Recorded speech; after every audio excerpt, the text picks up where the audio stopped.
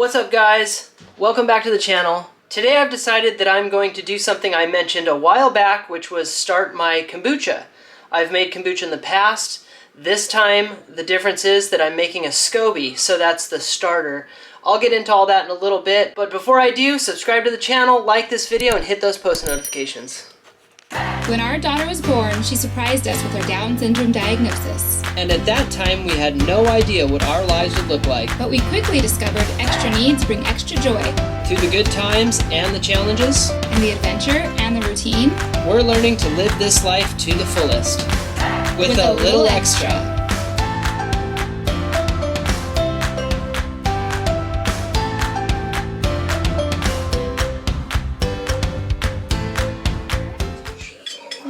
You're excited? Are you helping? Estelle, you're such a great helper.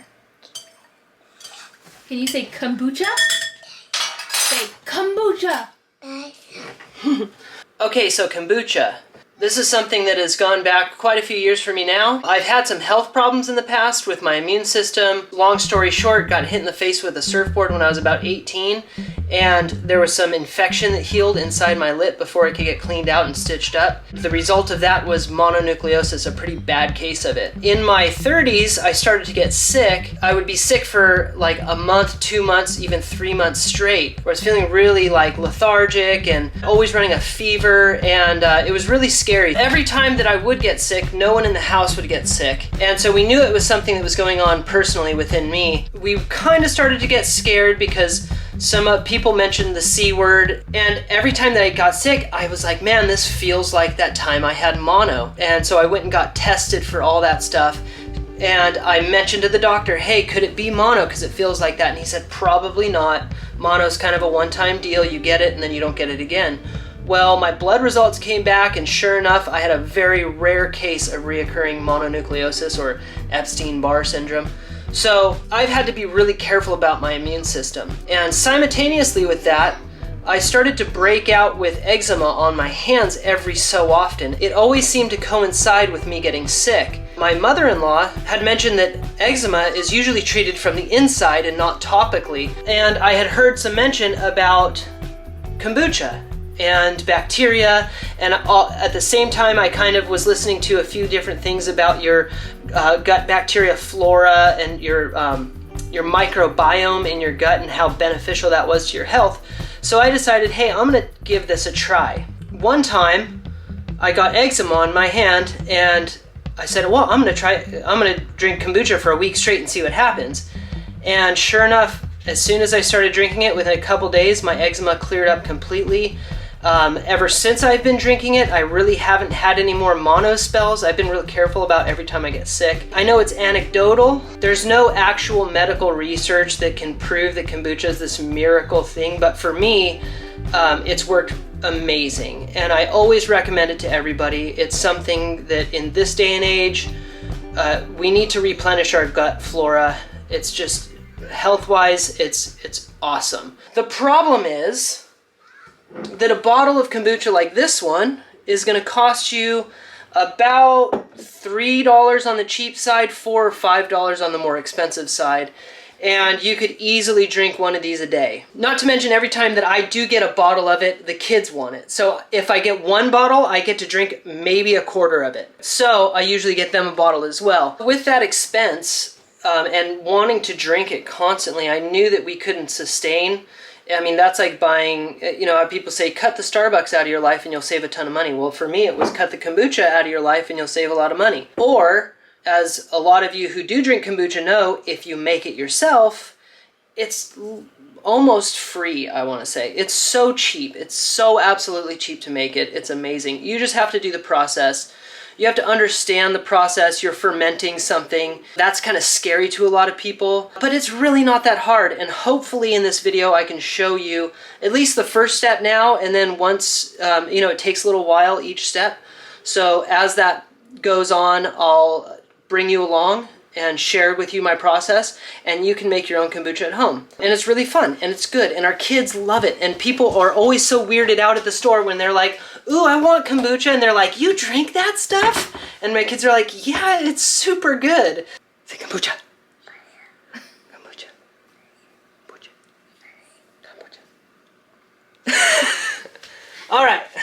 Let's get into this. I'm going to show you the process. I've never made a SCOBY from scratch. It's something I've read about, I've watched a few videos about, and so now I'm going to attempt to start my SCOBY with a simple bottle of just plain kombucha.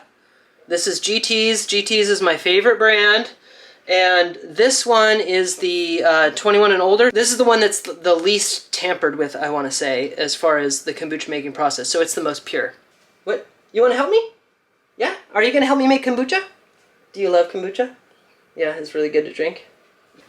Okay, so using my bottle, my one bottle of GT's original kombucha, some cheap green tea, cheap black tea, some sugar, which we have back here. So you can get into teas, and a lot of people who are kombucha connoisseurs, they like to have really fine teas and all this stuff, but you really want black tea and green tea. Definitely do not want to use flavored tea. Flavored tea is a no-go. It's the black and green that you want. The bacteria will actually feed on the caffeine in the tea, and it'll convert that. Also the sugar, you use sugar. You definitely can use any sugar you want. Kombucha actually just likes regular plain granulated sugar. That's what we'll be using today. I have used the organic, like raw sugar in the past, and that works really great as well. So let's do this. Let's make a SCOBY. What do you think? SCOBY? SCOBY. Okay, so first ingredient is what? What's this? It's a cup. It's water. 3.5 cups of boiling hot water. And what are we gonna do with that water? You don't know, do you? We're gonna steep our tea in that water. So let's do that real quick. We're gonna boil this water, and then we'll get our tea steeping, and then we'll move on to the next step.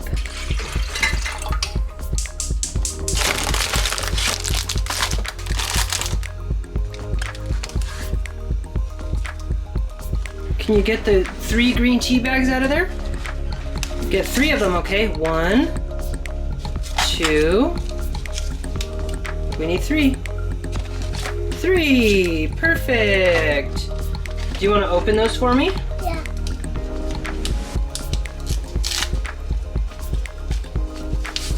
Yay!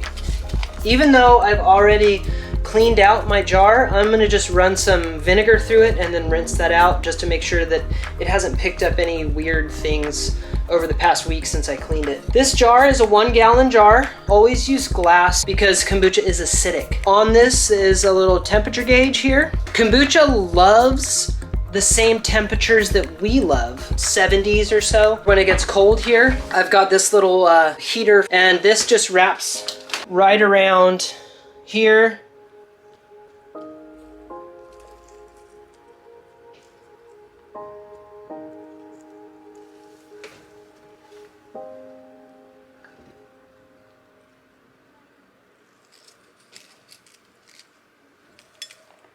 You're not steeping this to drink, you're steeping this for the kombucha to eat and convert.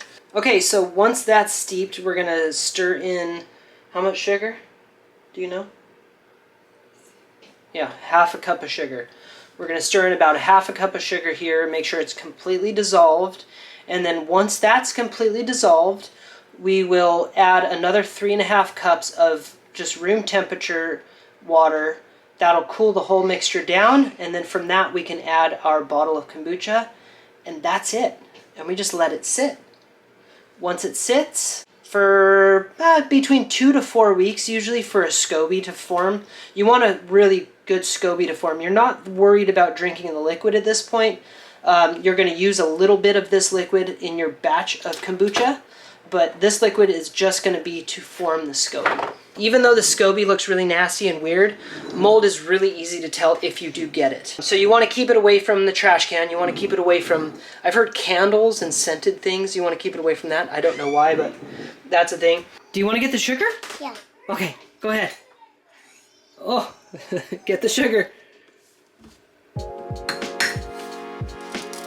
Oh, good girl. Oh, that's good. You want to just leave it there and then Daddy will put it in? Oh, perfect. Look, that's sugar. I bet it's super yummy. Oh, yeah.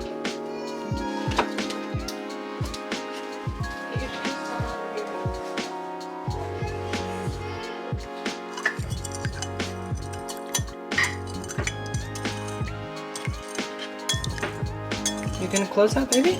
You gonna close that? Okay, so you really want to make sure that the sugar is completely dissolved. It really takes about 30 seconds. So now I'm gonna add this to my big jar. I'm gonna add my extra water, and then we'll add our bottle of kombucha. Okay, here we go. I'm probably gonna spill, hopefully not. 1, 2, 3, go! Oh, I'm spilling! Oh, that was intense. I only spilled a little bit. There's that. Let me grab my water. It's hot.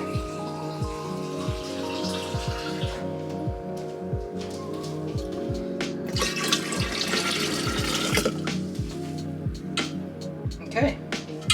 It's still kind of warm. I think I might add an ice cube or two just to bring the temperature down a little bit more. But it's probably 90 degrees right now. Okay, so you really want to make sure that your liquid is not too hot when you pour your kombucha into it, because it will kill all the bacteria. The bacteria, like I said earlier, likes to be around the temperature that we like to be around. So it's a match made in heaven, actually.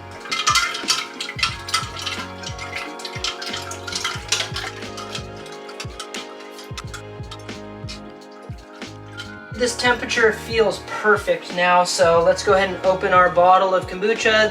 I've left this out for a couple days, so it's kind of warm. Hopefully it's not too carbonated. No, it's not.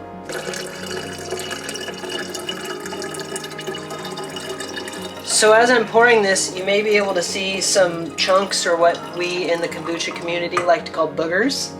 Really fun terminology, but that's what we call them. There's our boogers in there. And those are actually little pieces of the SCOBY. The SCOBY is the actual membrane that we're gonna form. And now we just cover it. We have a little cloth that we're gonna cover it with. We're gonna let it sit out here on our counter for about 2 weeks to 2 to 4 weeks or so, until we get a nice thick SCOBY made, and then we'll add that, we'll make our kombucha. So thank you guys so much for coming along on this little experimentation today. So Estelle and I will definitely keep you in the loop on our kombucha making. What do you think, Estelle?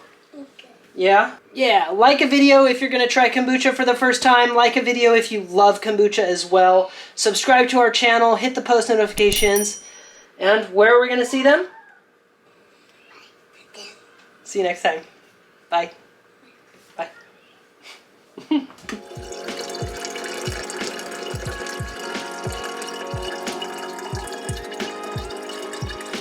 So there they are. There's our boogers in there.